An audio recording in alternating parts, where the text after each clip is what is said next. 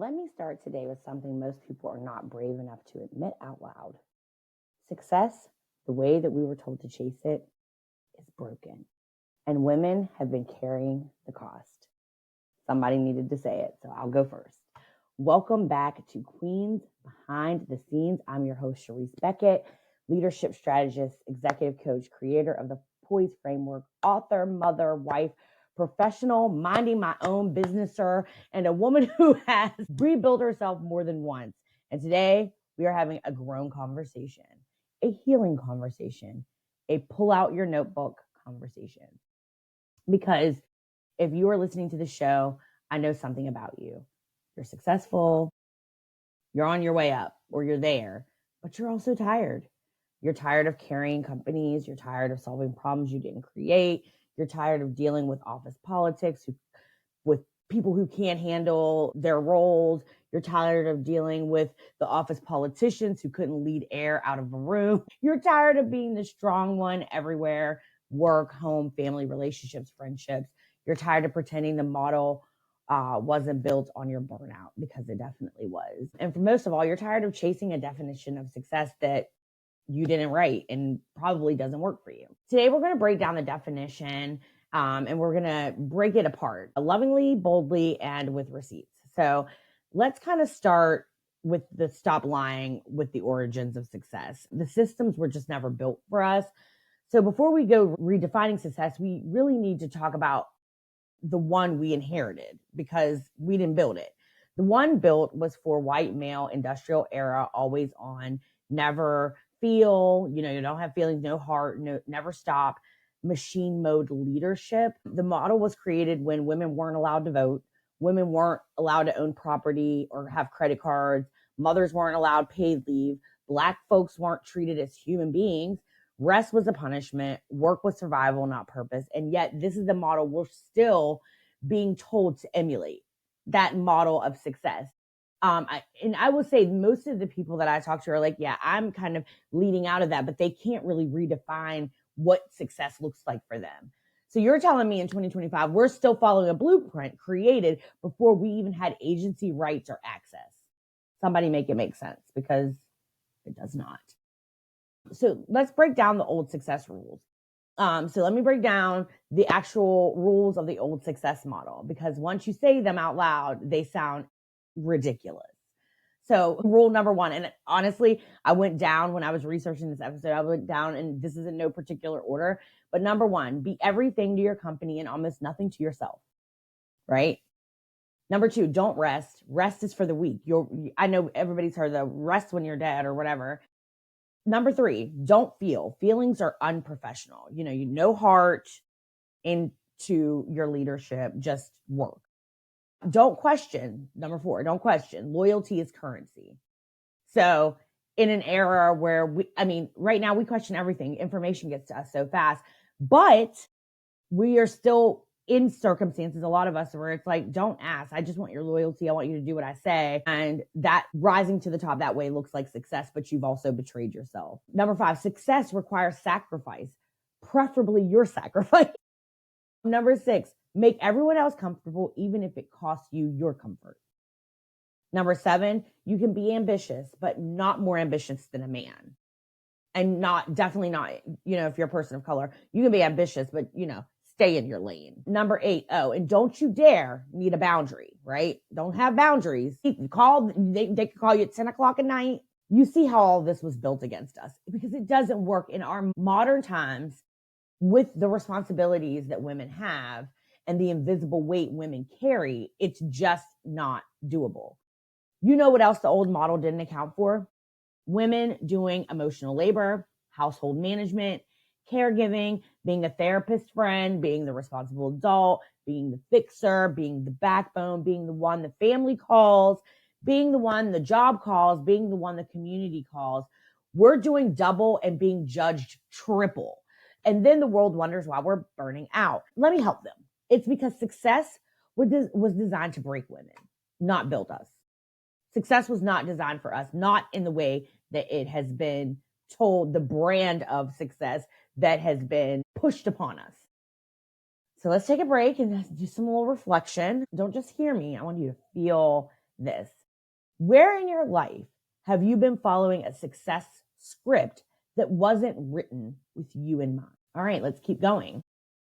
So I'll talk about my turning point and when success lost its meaning for me. It's not easy for me to talk about, but it's part of my truth, and the truth, where there's truth, there's liberation. So I've talked a couple times on here about, my first husband, he committed suicide. So when he died, I was not a successful, polished, I wasn't in corporate suits, I wasn't leading organizations. I was literally just surviving. And that in that moment, that loss showed me something success had been hiding from me, right?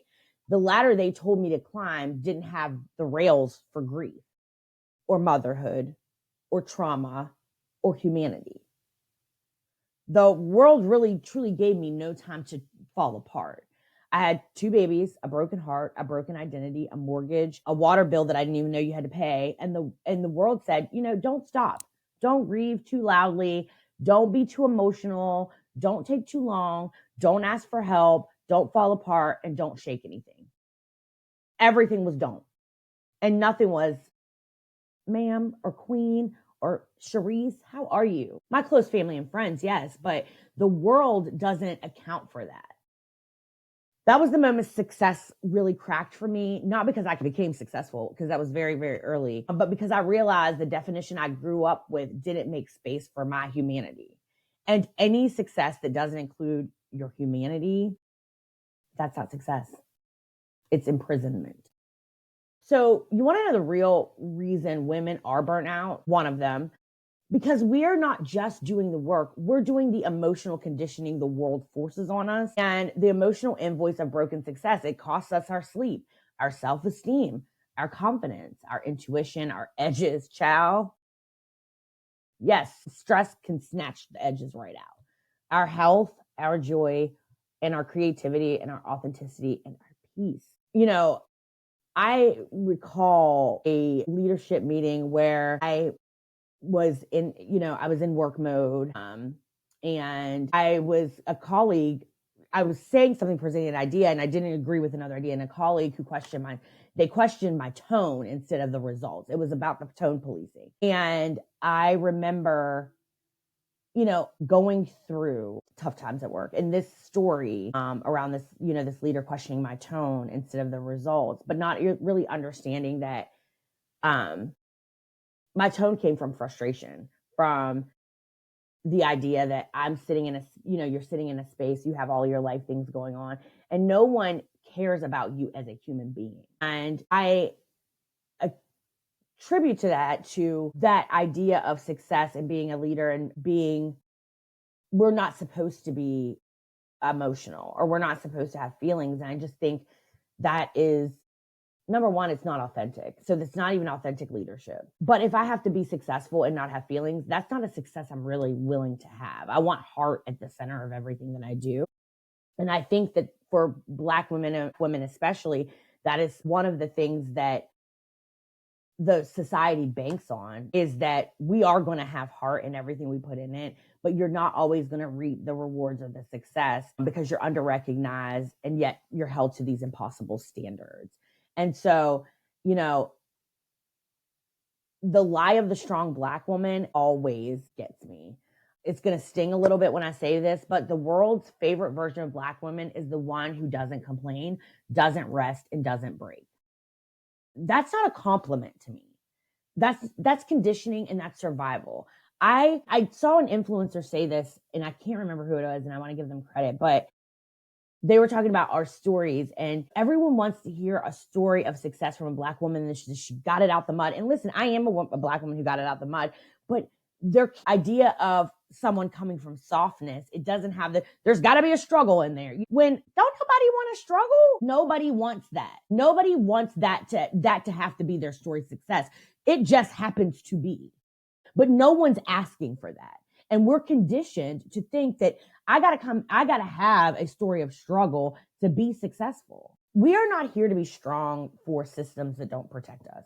And I had to come to that conclusion a while ago. I want softness in my life. I don't want to have my story continuously have struggle in it. It has had struggle. There has been struggle. I've not always been where I am today. I've evolved, as anyone has. or hopefully. But I did come to the realization that I'm not here to be strong for y'all. You don't even protect our peace, our energy. I am not doing it anymore. And I think that moves us into like what success should look like, or what I think success should look like. And this is where like the breakthrough happens. I know for me, especially with the being strong in these systems that don't protect us. Oh, you're a fighter, you're a this or a that, but I'm a fighting for you and yo ain't protecting me. And so that just is a mismatch in efforts. So if success is broken, what takes its place? What takes its place? For me, that did become the Poise Framework. And you're going to hear me in this season talk a lot about the framework because of the book and because of the workbook. And a lot of my in my previous season was a lot of guests, and we will continue with guests. But I think it's very important as we are doing the brand shift with Queens Behind the Scenes and Poise to really talk about the Poise Framework. And I mean, that's a part of my brand, and it's a part of what I'm bringing, the value add that I'm bringing to the podcast. And I did not create this because it sounds poetic. I think I told y'all before how Poise came about with the interview that I had and I didn't get the job. They talked about how poised I was. And then I started thinking about the framework and putting together what success could look like. I created it because I needed a blueprint that wouldn't destroy me, right? I needed something that wouldn't destroy me, that would help me. So breaking down Poise, and I'm going to do this quite often. Precision is the P. It's stop doing everything, start doing the right things.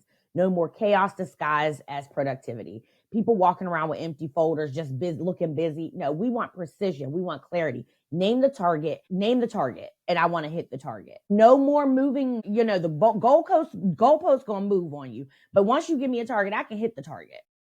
Optimization, make your life work for you, right? Work smarter, not faster. Better, not harder. We've influenced. Your voice is your power. Visibility is not a threat. It's a strategy. So as we move to like, when we talk about optimization, our influence, we want visibility to not be a threat. We want psychological safety in our teams, the people that we lead. We want to lead with heart. And that is being vulnerable. Brene Brown talks about it all the time. Is not weakness. It's really not. Strategy, move with intention. Make any motion you got going on, have a plan, not pressure. And endurance, not hustle, not grind, not burnout, but sustainable strength and longevity. That is what Poise stands for. So walking through the framework on the show, it does feel good because of the book and how leaders are going to be able to transform their teams and how women are going to be able to transform their lives with this framework. And I'm not saying that there won't be parts of your journey where you have to veer off of the Poise path and maybe do things that are not always aligned with Poise. I mean, we all have, listen, life is unpredictable. We all have unpredictable things that happen. But if we do use this framework, I use it. I know that we will be successful, and success will look so different and will work for you and not for other people. So we're going to do a reflection.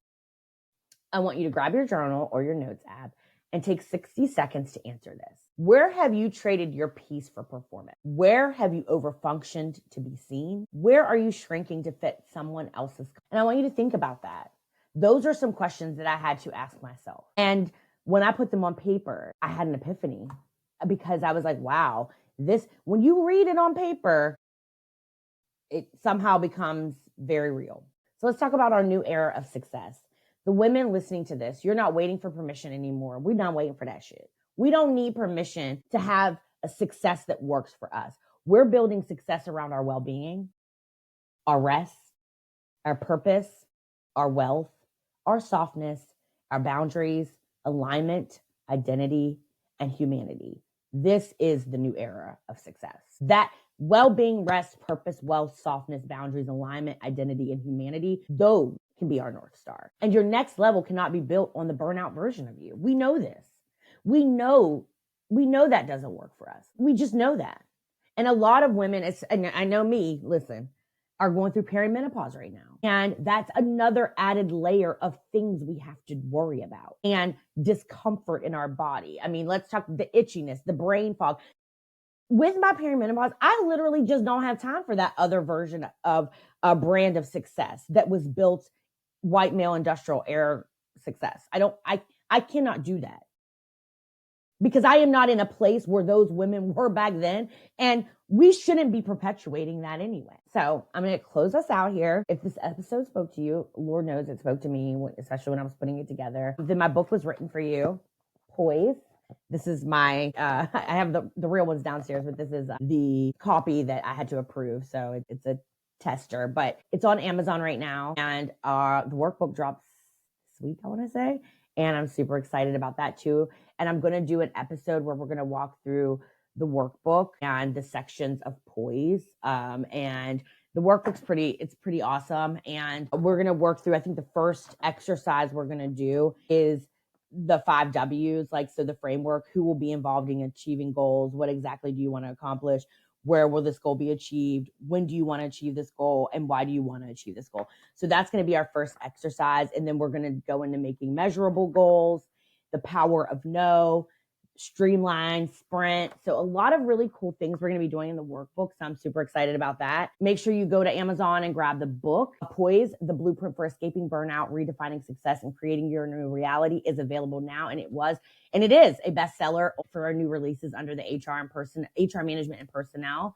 It's your toolkit. It's your roadmap. It is your liberation manual. Success is not dead. It just needs to be rebuilt. And women, we're the architects now. So let's start building success that works for us. I want to thank you guys for joining me. Thank you for joining me, queens. Share this with a woman you love.